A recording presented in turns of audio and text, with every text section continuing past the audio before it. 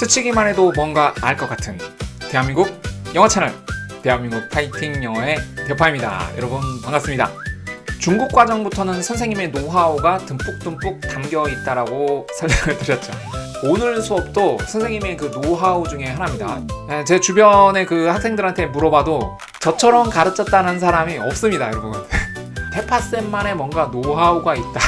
이렇게 여러분이 봐주실 수가 있으니까요. 자, 오늘은 이제 저희가 지난 시간에 배운 주어 동사 기본 세트에다가 실제로 문장이 어떻게 늘어나는지 그 방법 중에 첫 번째에 해당이 됩니다. 주어 동사 세트가 있고 그 다음에 문장을 늘려간다고 했었죠. 중국 과정에서는 이 늘려가는 방법이 계속해서 소개가 됩니다. 그래서 문장이 길어지고 여러분이 스피킹도 아주 길게 하실 수 있는 거예요. 자, 그래서 오늘부터 문장을 구체적으로 어떻게 늘려가는지 그 방법에 대해서 학습할 건데, 첫 번째 시간은 전치사를 사용해서 문장을 늘려가는 방법입니다. 먼저 전치사가 뭔지 알아야겠죠. 전치사의 말을 풀면 앞, 전, 둘치, 그 다음에 사는 이제 품사겠죠. 한마디로 어떤 거 앞에 둔다는 뜻입니다. 우리말과 굳이 비교를 하자면 우리말은 전치사가 아니고 후치사입니다. 후치사. 우리말은 이렇게 얘기하죠.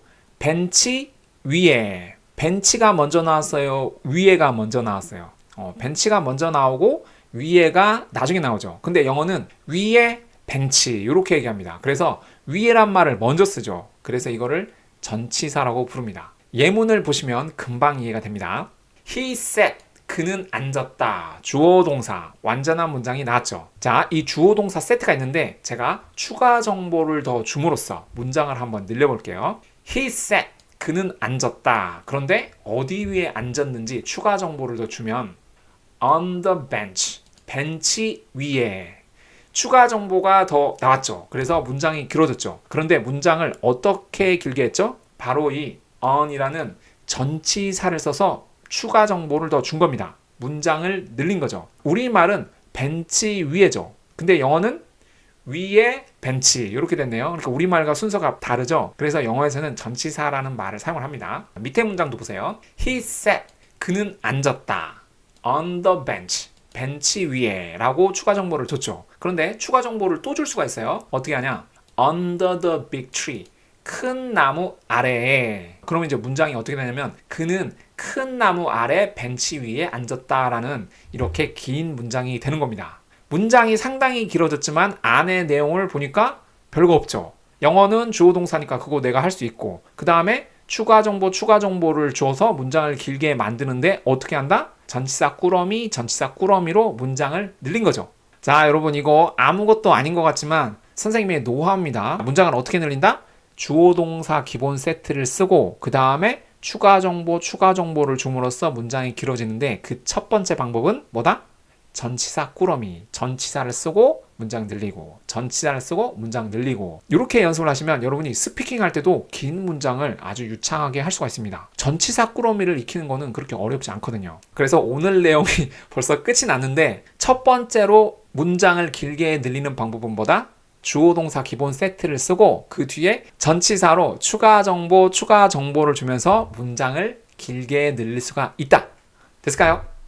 자, 이제 두 번째. 이렇게 끝나면 너무 아쉽죠. 수업이 시작한 지 얼마 안 됐는데 벌써 끝나면 너무 아쉽기 때문에 선생님이 항상 이렇게 약간 어려운 심화 버전을 준비했습니다. 이거는 이제 문화적인 건데, 우리는 어떤 것들을 이렇게 나열을 할 때 큰 거부터 작은 것 순으로 얘기를 합니다. 예를 들면 2026년 7월 1일 이렇게 얘기를 하죠. 그런데 영어는 독특하게도 우리하고는 반대로 생각을 합니다. 작은 거부터 큰 거 순으로 얘기를 해요. 이게 이제 문화적인 차이죠. 가장 작은 것을 먼저 얘기를 하고 그 다음 큰 거, 그 다음 큰 거, 이런 식으로 얘기를 합니다. 그래서 이제 여러분이 외국 과자 같은 거 이렇게 보면은 거기에 이제 EXP, 우리말로 하면은 이제 유통기한 같은 건데 거기 이제 날짜가 써 있는데 보면 이상하죠.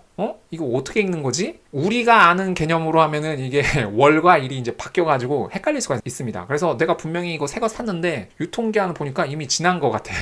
이거 뭐야? 나한테 유통기한 지난 걸 이거 판 거야? 아니죠. 그게 아니고 서양에서는 날짜부터 먼저 씁니다.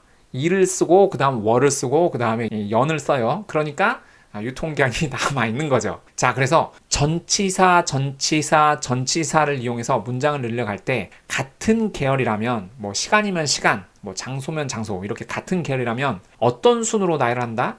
작은 것에서 큰 것 순으로 나열을 한다. 우리하고는 좀 다르게 예문을 볼게요. We had lunch. 요게 이제 주어 동사네요. 우리가 가졌다 정심을, 그러니까 이제 우리가 이제 정심을 먹었다는 뜻이죠. 이제 요게 기본 세트가 되겠죠. 그런데 이제 추가 정보를 더 줍니다. 어떤 추가 정보냐? 언제 먹었는지에 대한 추가 정보예요. 그런데 자 보세요. At noon 하면 정오에 라는 뜻이죠. 그리고 on Friday 금요일에 시간보다 조금 큰 요일이 나왔고 마지막에 in June 6월에 이렇게 되는 겁니다. 정오라는 그 순간, 시간이 가장 작은 개념이죠. 그래서 가장 먼저 썼고, 그 다음에 금요일이라는 날짜가 조금 더 큰 개념. 그래서 두 번째로 썼고, 6월이라는 달, 이게 가장 크죠. 그래서 가장 마지막에 배치를 한 겁니다. 서양은 어떻게 배치를 한다?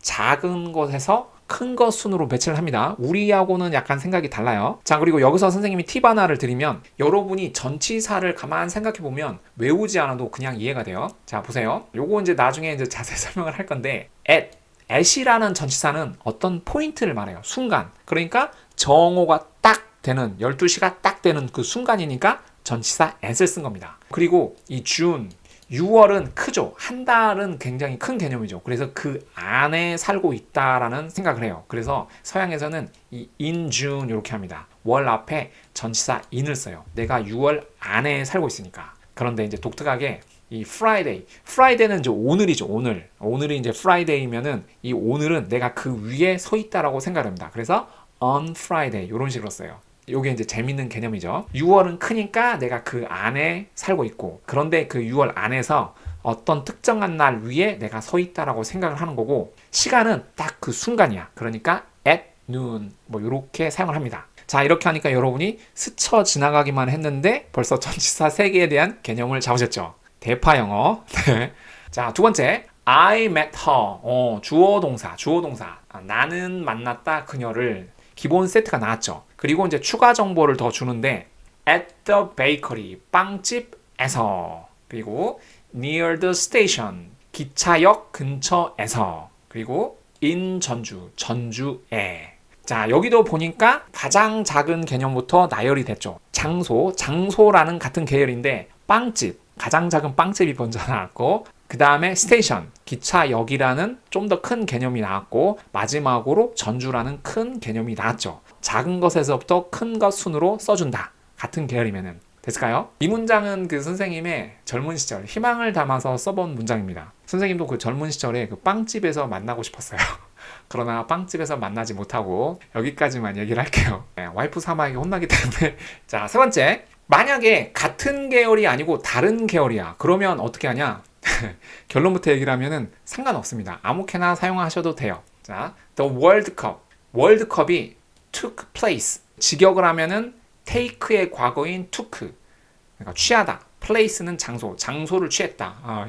이게 무슨 말이냐? 개최가 됐다라는 뜻입니다. 그러니까 이게 이제 영어식 사고인 거죠. 월드컵이 개최됐다. in 2022. 2022년에. 그리고 in 쿼타르에서. 하나는 시간의 개념이고 하나는 장소의 개념이죠. 그러면 같은 계열이 아니죠. 이럴 때는 순서가 상관없습니다. in 2022 in 쿼타르 이렇게 하셔도 되고, in 쿼타르 in 2022 이렇게 하셔도 됩니다. 그러니까 서로 다른 계열은 딱히 순서를 맞춰주지 않아도 된다. 됐을까요?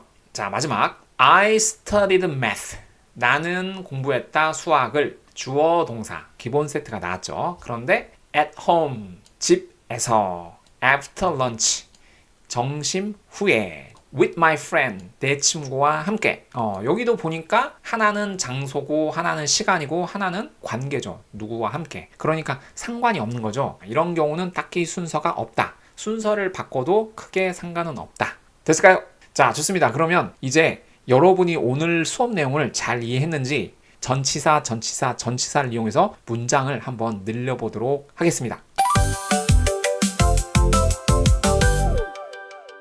전치사 꾸러미를 이용해서 문장을 늘리는 아주 기초적인 방법을 선생님하고 한번 연습해보는 거예요. 먼저 그는 앉았다. 그러면 이거는 충분히 할 수가 있죠. 그는 앉았다 하면은 he sat 이렇게 되는 거죠. 자, 그러면 우리 이제 추가 정보 한번 더 줘볼까요? 그는 벤치 위에 앉았다. 그러면은 추가 정보인 벤치 위에만 여러분이 써주시면 되죠. 그러면 he sat. 근데 위에니까 on. 그리고 벤치는 벤치는 벤치. 그래서 on the bench. 요렇게. He sat on the bench. 자, 추가 정보를 또 줘볼게요. 그는 벤치 위에 앉았는데 그는 큰 나무 아래에 있는 벤치 위에 앉았다. 자, 요렇게 문장이 점점 길어지는 거죠. 큰 나무 아래에라는 추가 정보만 여러분이 더 주시면 됩니다. 자, 그러면 아래니까 under가 되겠고 큰 나무니까 under the big tree. 요렇게 하면 되겠죠. under the big tree.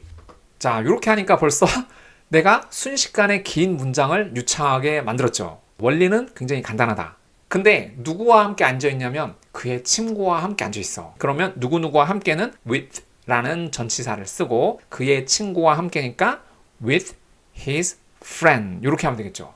자, 이렇게 해보니까 어때요? 자, 순식간에 여러분이 he sat on the bench under the big tree with his friend 이라는 어마어마하게 긴 문장을 여러분이 만들어낸 겁니다. 원리는 정말 간단한데 여러분이 이 간단한 원리 하나를 알고 나니까 순식간에 굉장히 긴 문장을 아주 유창하게 만들 수가 있더라. 됐을까요? 오늘 이 시간에 선생님의 노하우 하나를 또 오픈한 겁니다. 이거 여러분 어디 가서 들어본 적 없잖아요. 그죠? 긴 문장도 내가 아주 유창하게 할 수가 있는 거예요. 어떻게 하면 된다? 주어 동사 세트, 가장 기본인 주어 동사 세트 쓰고 그 다음에 추가 정보로 문장을 늘리는데 첫 번째 방법 어떻게 한다? 전치사 꾸러미로 on the bench, under the big tree, with his friend 이런 식으로 전치사를 사용해서 긴 문장을 만들 수 있더라. 좋습니다. 자, 그러면 우리 다음 시간에 또 뵙도록 하죠. 대한민국 파이팅!